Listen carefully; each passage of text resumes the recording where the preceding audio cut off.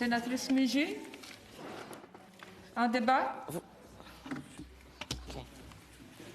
Merci, Madame la Présidente. Honorables collègues, je me lève aujourd'hui pour appuyer le projet de loi S-210, marrainé par l'honorable sénatrice Maudy. Ce projet de loi créera le Bureau du commissaire à l'enfance et à la jeunesse du Canada. Des projets de loi similaires furent présentés au cours des sessions précédentes. À l'autre chambre, une première version fut déposée en 2012 par l'actuel ministre des Transports, l'honorable Marc Garneau, puis reprise en 2015 par l'ancien ministre de la Justice, l'honorable Irwin Cotler, puis finalement en 2019, tour à tour, par le NPD et les conservateurs. Cela démontre que ce projet de loi jouit d'un appui qui transcende la partisanerie et qui pourrait rapidement obtenir l'aval des deux chambres du Parlement. Le projet de loi S-210 vient combler un besoin qui perdure depuis plusieurs décennies.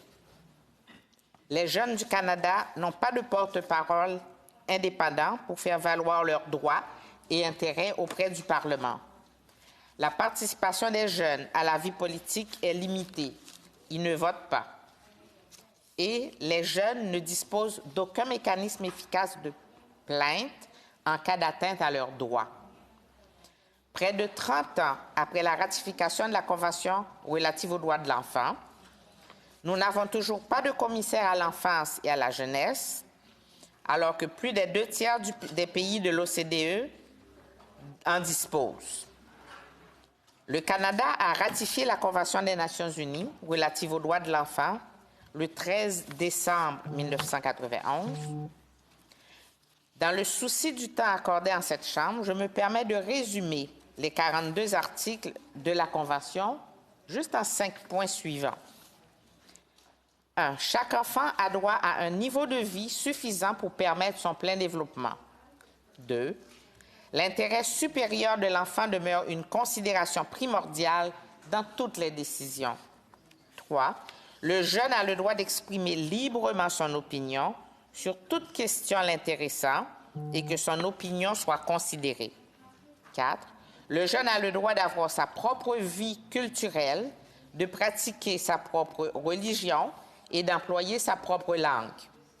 Enfin, le Canada a l'obligation de prendre toutes les mesures législatives, administratives et autres qui sont nécessaires pour mettre en œuvre les droits reconnus dans la Convention.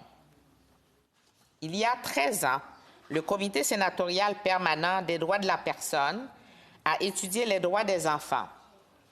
Le rapport « Les enfants des citoyens sans voix » avait comme principale recommandation la création d'un commissariat fédéral aux enfants.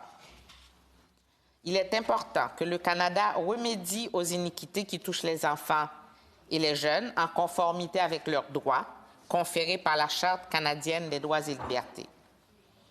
Le travail acharné de Cindy Blackstock et de la Société de soutien à l'enfance et à la famille des Premières Nations du Canada démontre que notre pays n'a pas respecté les droits des enfants à une éducation égale. Regardons ce qui se passe au niveau provincial. Je vous amène faire un tour dans ma province.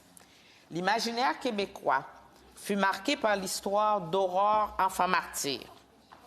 On pensait que c'était de l'histoire ancienne, faisant partie du folklore. Les choses ont-elles vraiment évolué? L'enquête de l'Institut de la statistique du Québec, ISQ, portant sur la violence familiale dans la vie des enfants du Québec, ne peut passer sous silence le grand tabou que demeure la maltraitance des enfants. L'ISQ a produit 4 enquêtes sur la violence familiale entre 1999 et 2019. Encore près d'1 parent sur 10 trouve aujourd'hui acceptable qu'un parent tape un enfant. Et l'article 43 du Code criminel canadien permet encore aux parents et aux enseignants d'utiliser la force pour corriger un enfant. C'est une disposition controversée du droit criminel canadien. Ces dernières décennies, de plus en plus de voix se sont levées pour demander que ce soit interdit au Canada tout type de châtiment corporel infligé à des enfants ou à des jeunes, ce qui exigerait forcément le retrait de l'article 43. D'ailleurs, la sénatrice Hervieux-Payette s'était saisie du dossier en présentant plusieurs versions de projets de loi visant à mieux protéger les enfants.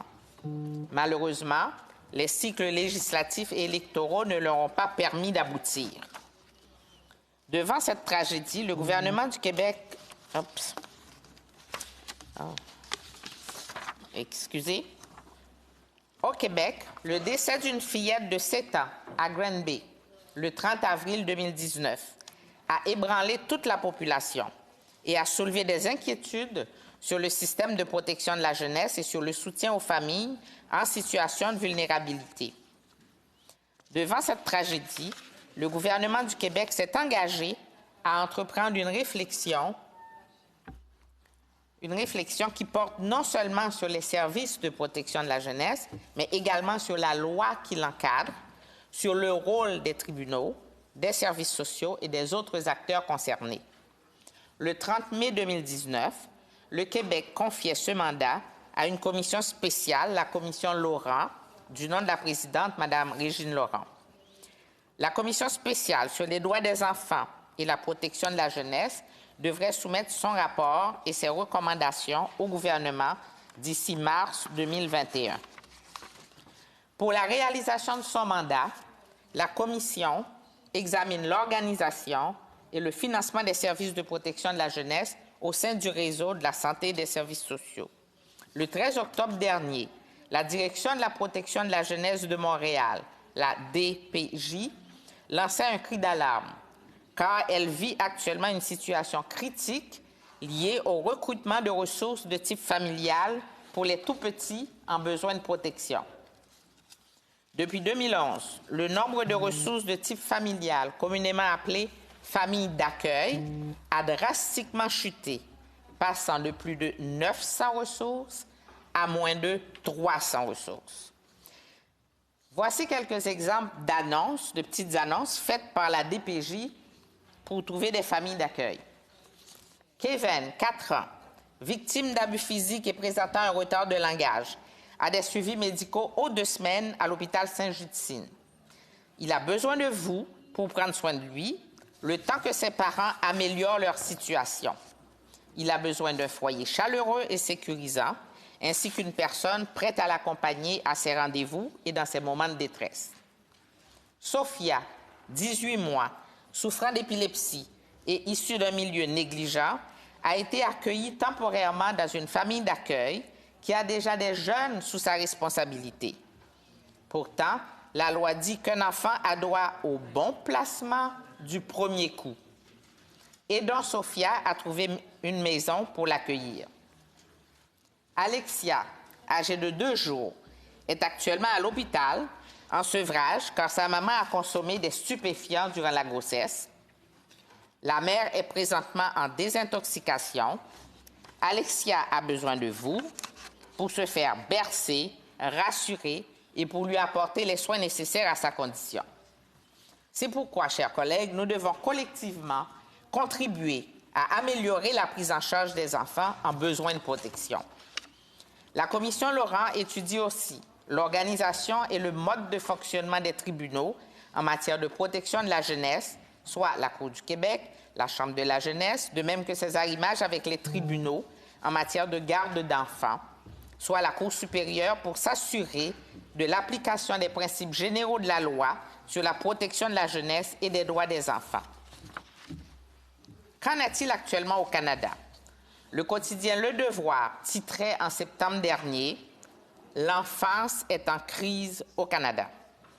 Il rapportait les résultats de 2 rapports, celui de l'UNICEF et celui de l'organisme Les Enfants d'abord Canada, préparé conjointement avec l'Université de Calgary. Le rapport de l'UNICEF affirme qu'avant même l'éclosion de la pandémie de COVID-19, l'enfance était en crise au Canada et la situation sanitaire a provoqué une détérioration de ses droits. le Canada se classe au bas de l'échelle par rapport aux pays de l'OCDE, entre autres, à cause de son taux de mortalité infantile de presque 1 décès pour 1000 naissances, du taux de suicide élevé et de l'obésité des enfants canadiens. Concernant le suicide, Statistique Canada note que c'est la deuxième cause de décès chez les jeunes, bien qu'en 2012, nous adoptions ici au Parlement un cadre fédéral de prévention du suicide. 7 ans plus tard, en septembre 2019, le Conseil canadien des défenseurs des enfants et des jeunes réclamait encore une stratégie nationale du gouvernement fédéral pour lutter contre le suicide chez les jeunes. Selon cet organisme, les informations des divers paliers gouvernementaux sont actuellement collectées, mais de manière disparate. Sans données confluées, comment naviguer vers de meilleurs horizons? Un commissariat pourrait étudier la question et nous fournir des recommandations afin de remédier à la deuxième cause de décès chez les jeunes Canadiens. Concernant l'obésité chez les enfants canadiens, le Comité sénatorial des affaires sociales avait déposé au Sénat en mars 2016 le rapport « L'obésité au Canada ». Plus d'un tiers des enfants sont obèses ou souffrent d'embonpoint. Il est difficile de mesurer les actions gouvernementales pour contrer ce fléau. Un commissariat pourrait contribuer à combler ces lacunes. Les disparités socio-économiques au Canada s'accroissent.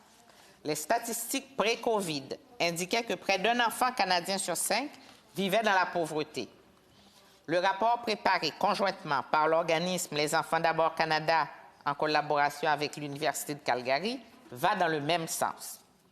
Les 10 pires menaces au développement de l'enfant incluent, entre autres, l'insécurité alimentaire, les problèmes de santé mentale, le retard dans la prise des vaccins, les abus physiques et sexuels, le racisme et la discrimination systémique, de même que la pauvreté. C'est crucial d'investir pour donner une chance égale à tous les enfants et assurer une équité intergénérationnelle. En termes de conclusion, certains pourraient se demander si c'est au gouvernement fédéral de dépenser l'argent pour un commissariat et combien cela en coûterait. On devrait d'abord saisir les coûts des séquelles chez les enfants dont les droits sont bafoués. Retard de développement, comportement dépressif, anxiété, difficultés et décrochage scolaire, suicide et j'en passe. Une étude canadienne datant de 2003 évaluait les coûts sociaux annuels de la maltraitance envers les enfants à près de 16 milliards de dollars. Demanderions-nous aux pompiers de limiter l'usage de l'eau alors que des feux font rage? Considérons les travaux colossaux que les commissaires parviennent à faire avec si peu de moyens. Nous devrions apprécier les précieuses balises que les commissariats fournissent au gouvernement et aux parlementaires dans le but d'un vivre ensemble juste et équitable. Il serait plus que temps que l'enfance et la jeunesse puissent jouir pleinement de leurs droits et qu'un commissariat soit là pour rendre justice aux jeunes, même s'ils ne votent pas. Honorables collègues, considérant l'appui déjà acquis de la majorité des partis de l'autre chambre, ne devrions-nous pas suggérer une mesure pour accélérer l'adoption de ce projet de loi afin de lui assurer une proclamation plus tôt que trop tard? Je vous remercie.